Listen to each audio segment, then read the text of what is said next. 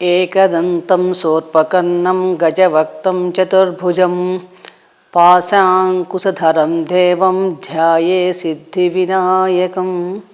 శ్రీ గురుభ్యో నమః. శ్రీ మహాగణాధిపతే నమః.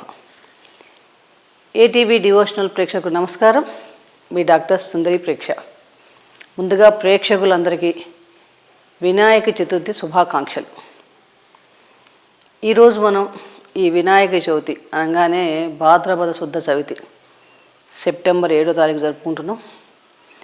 అసలు ఈ గణేష్ ఎందుకు జరుపుకోవాలి? గణేష్ చతుర్థి అంటే విఘ్నాలు తొలగించే వినాయకుడిగానే కాక గణేష్ ఆరాధనలో ఉన్న తత్వం ఏంటి, ఆధ్యాత్మిక కోణంగా ఎలా మనం గణపతిని ఆరాధించాలి అనే విషయాలు కూడా మనం తెలుసుకునే ప్రయత్నం చేద్దాం. మనందరికీ తెలుసు, మన దేవతా గణాల్లో ప్రథముడు జ్యేష్ఠుడైన గణపతిని పూజించకుండా మనం ఏ పని కూడా ప్రారంభించం. ఎందుకంటే విఘ్నాలకి తొలగిపోతాయి. ఎటువంటి కార్యాన్నైనా మనం ప్రారంభించే శుభకార్యమైన ఏ పనైనా ప్రారంభించేటప్పుడు ముందుగా మనం ఆ గణపతిని ఆరాధించిన తర్వాతే మనం ఆ పనిని ప్రారంభించడం అన్నది మనకి వేదకాలం నుంచి కూడా వస్తోంది. భాద్రపద శుద్ధ చవితి నాడు ప్రణవ స్వరూపుడైన గణపతి మధ్యాహ్నం వేళ పార్వతీ తనయునిగా కూడా ఆవిర్భవించాడు. ఈ చవితి కనుక ఎప్పుడైనా సరే ఆదివారం నాడు కానీ మంగళవారం కానీ వస్తే కనుక చాలా విశిష్ట గుణాలు కలిగి ఉంటుంది. ఈ భాద్రపద శుద్ధ చవితి రోజు ఎవరైతే గణపతిని ఆరాధిస్తారో వారికి ఆ రోజు విశేషమైన ఫలితాలు కలుగుతాయని కూడా మనకి శాస్త్రాలు కూడా చెప్తున్నాయి. అంటే అంతటి దయామయుడు, శీఘ్రంగా అనుగ్రహించే దయామయుడు ఎవరైనా ఉన్నారంటే అది గణపతి మాత్రమే. ఆ గణపతి మన విఘ్నాల్ని, ఆపదల్ని తొలగించి చక్కగా మనకి అనుగ్రహిస్తాడు. విగతో నాయక వినాయక అంటే విఘ్నాంధకార్య సూర్యాయ మహాదేవాయ నమః అని మనం ఏ పని ప్రారంభించినా కూడా విఘ్నేశ్వరుని ధ్యానించడం అనే సంప్రదాయంగా కూడా వస్తుందని చెప్పవచ్చు. ఎందుకు వినాయకుడు అంటేనే విగతో నాయక వినాయక అంటే నాయకుడు లేనివాడు, అంటే సర్వస్వతంత్రుడు, ఆదిదేవుడు, ఆయనే అన్నిటికీ మూలాధారం కింద కూడా మనం గణపతిని చెప్పుకుంటూ ఉంటాం. ప్రథమ గణాలకే కాకుండా ఈయన మానవ గణాల్లోని మన శరీరంలో ఉన్న మూలాధార చక్రానికి అంటే ఆధార మూలానికి కూడా ఆద్యుడు కూడా గణపతే, అధిపతి కూడా గణపతే. ఈ భాద్రపద శుద్ధ చవితి నాడు మనకి వినాయకుని జనం జరిగినట్లుగా మనకి తెలుస్తోంది శాస్త్రాల ద్వారా. అంటే ప్రతి ఏటా కూడా మనం ఈ భాద్రపద శుద్ధ చవితి రోజు మట్టితో కానీ బంగారంతో కానీ వెండితో కానీ చేసిన వినాయకుని ప్రతిమని పూజించడం, షోడశోపచారాలు చేయడం, ఆచరించడం అన్నది మనం చేస్తూనే ఉంటాం. కానీ ఈ భవిష్య పురాణం కానీ మనకి తెలుస్తోంది, మనకి కలికాలంలో కలో చండీ వినాయక అంటే కలికాలంలో గణపతిని, దుర్గాదేవిని, చండీదేవిని ఆరాధిస్తేనే విశేషమైన ఫలితాలు కలుగుతాయని కూడా మనకి పురాణాల ద్వారా తెలుస్తుంది. అంటే అంత విశిష్టమైనదని చెప్పచ్చు, అంటే ప్రశస్తమైన ఆరాధన కూడా చెప్పవచ్చు. అంటే వారి ఈ కలికాలంలో మనకి అతి శీఘ్రంగా అనుగ్రహించే దేవతలుగా కూడా చెప్పబడ్డాయి. అసలు సృష్టాది చూస్తే అంటే సృష్టి మొదలుకొని చూసినప్పుడు ఏర్పడ్డ విఘ్నాన్ని తొలగించాట ఈ గణపతి. అప్పుడు సృష్టి కార్యక్రమం మొదలుపెట్టినప్పుడు బ్రహ్మదేవుడికి ఆ పరబ్రహ్మ ఓంకార స్వరూపుడుగా వినాయక వక్రతుండుడుగా గోచరించాట పరమాత్మ. కాబట్టి అప్పుడు ఆ విఘ్నాలు తొలగి సృష్టి కార్యక్రమం మొదలైంది అని చెప్పి కూడా మనకు తెలుస్తోంది. అంటే మొదటి సాక్షాత్కారం మనకి ఇది గణపతి మొదటి సాక్షాత్కారం కింద కూడా చెప్పుకోవచ్చు.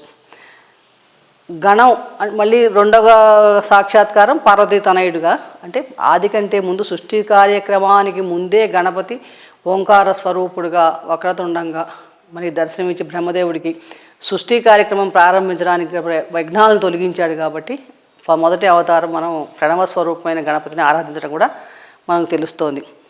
అసలు గణం అంటేనే ఏంటంటే ఒక సమూహం, విశ్వం అంతా కూడా ఒక గణమయం. ఎందుకంటే అనేక గణాలతో కూడినదే మహాగణం ఈ విశ్వం. మనుష్యగణం, జంతుగణం, వృక్షగణం, దేవతాగణం, ఇలా ప్రతిదీ ఒక గణం. ఈ గణం అన్నవి లోపల చూస్తే సామూహికంగా వివిధ లక్షణాలు కూడా మనకి గోచరిస్తాయి. వివిధ గణాల్లో వివిధ లక్షణాలు కూడా గోచరిస్తుంటాయి. అంటే ఈ గణాలన్నిట్లో కూడా అంతర్యామిగా ఉంటూ శాసించే పరమేశ్వరుడే గణపతి. పంచభూతాల్లో కూడా పంచమతాల్లో కూడా మనకి చూసినప్పుడు గాణాదిత్యం కూడా ఒక మతం కింద ప్రసిద్ధి చెందిందని చెప్పవచ్చు. అంటే సమస్త విశ్వానికి కూడా ఆధార శక్తి గణపతి.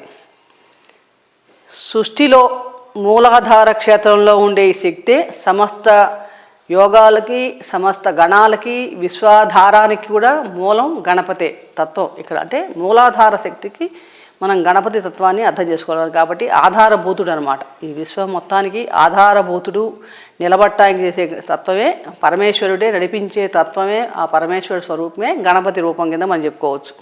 మనకి గాణాపిచ్చ సంప్రదాయం చూస్తే కనుక మహాగణపతి, హరిద్ర గణపతి, ఉచ్చిష్ట గణపతి, నవనీత గణపతి, స్వర్ణ గణపతి, సంతాన గణపతి ఇని ఇలా రకరకాల పేర్లతో కూడా గణపతిని ఆరాధిస్తుంటారు. అలాగే శ్వేతత్వ నిధిలో మనకి చెప్పడం జరిగింది బాల గణపతి, తరమ గణపతి, భక్త గణపతి, వీర గణపతి, శక్తి గణపతి, క్షిప్ర గణపతి, హేరంబ గణపతి ఇలా రకరకాల 32 రకాల రూపాలతో మనకి గణపతిని ఆరాధించడం మనకు కనిపిస్తోంది. ముఖ్యంగా ఏంటంటే ఓంకార సుండహ, ఓంకార రూపి అంటే ఓంకారాన్ని తెలియజేసే ఏనుము కలిగిన వాడు. అంటే ఆ ఓంకారం ఎలా ఉంటుంది మనకి, ఆ స్వభావాన్ని ఆ తత్వాన్ని తెలియజేయడం కోసమే గణపతికి మనకి మొహం ఏనుగు మొహాన్ని కలిగి ఉంటాడని చెప్పవచ్చు. వేదాలకు ఆది స్వరూపుడే మనకి ఓంకారం. ఓంకారమే కదా ప్రణవ స్వరూపమే, అన్నిటికంటే మూలమైంది. కాబట్టి ఆయనకే ఆ గణాలకి అధిపతిగా అయిన గణపతికే ఆది పూజ కూడా మనకి చెప్పడం జరిగింది. మనకి ఈ గణపతికి బ్రాహ్మణాలకి అన్ని గణాలకి కూడా నాయకుడు కూడా మనకి గణపతే చెప్పబడింది. అలాగే కాలస్వరూపం చూసినప్పుడు విఘ్నం అంటే కాలం అని అర్థం. జగన్మాయ ప్రతిజనాత్మక కాలో విఘ్న అంటే అనుకూల ప్రతికూలాలు. అంటే మన కాలంలో అనుకూలాలు, కొన్ని అనుకూలమైన కాలం నడుస్తుంది, ఒక్కొక్కసారి ప్రతికూలమైన కాలం కూడా నడుస్తుంది. ఆ కాల స్వరూపమే విఘ్నం, విఘ్నరాజా. అందుకనే ఆయన్ని విఘ్నాలకి రాజుడు, విఘ్నాలను తొలగించేవాడు ఆయనే, తొలగించేవాడు ఆయనే. కాబట్టి కాలాన్ని నియమించే పరమాత్మగా మనం విఘ్నరాజా అని పేరు. కాబట్టి వినాయకుడికి విఘ్నరాజా అని కూడా పేరు. నరాకారం మాయ అన్నది ప్రకృతి, గజాకారం అన్నది పురుషుడు. ఈ ప్రకృతి పురుషుల అభేదాకృతి స్వరూపమే మనకి గణపతి అని మనకి వల్లభోపనిషత్తు చెప్తోంది. అంటే ప్రపంచంలో ఈ స్త్రీ పురుష ప్రభావమే మనకి ఇదనుకున్నప్పుడు నరాకారము మాయ అన్నది ప్రకృతి స్వరూపంగా తీసుకుంటే గజాకారం అనేది పురుష స్వరూపం. ఈ పురుష స్త్రీ పురుష అంటే ఈ ప్రకృతి పురుషుల అభేద స్వభావం కింద కూడా మనం గణపతిని ఆరాధన తీసుకోవచ్చు అన్నమాట. అంటే నరాకారో మాయా గజాకరో, పురుషాభృతి అంటే పురుషకి భేదం లేకుండా అభేద దృష్టి సూచించేదే మనకి గజాననం. అలాగే క్షిప్రప్రసాది అంటే శీఘ్రంగా వరాలు ఇచ్చేవాడు, అన్నిటికీ అనుకూలించి. అంటే కాలంలో మనకి అడ్డంకులు దొరుకుతుంటాయి, తొలగించేవాడు ఆయనే, కలిగించేవాడు ఆయనే. విఘ్నహంత్రి, విఘ్నకర్త రెండు కూడా ఆయనే.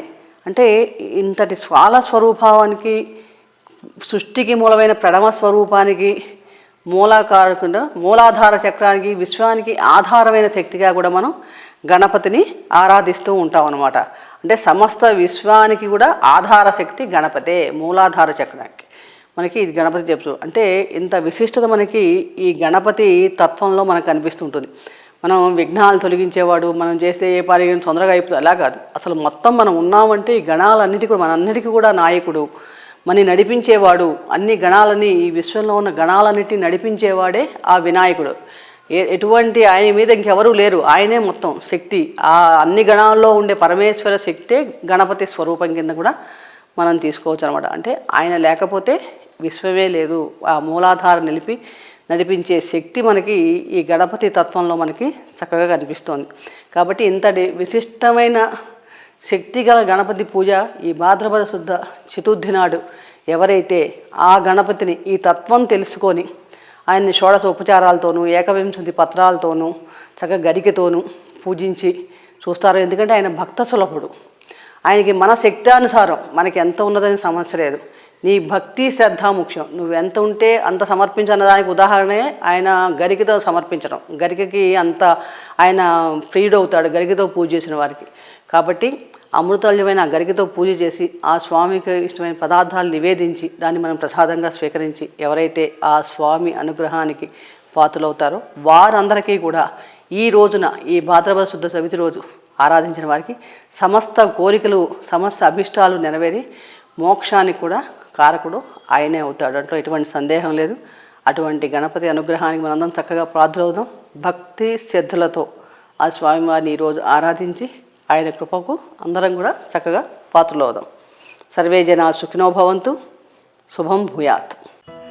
Hi, this is Shiva Reddy, Tollywood movie and mimicry artist. ATV Health, ATV Devotional and ATV News. Please subscribe, like and share.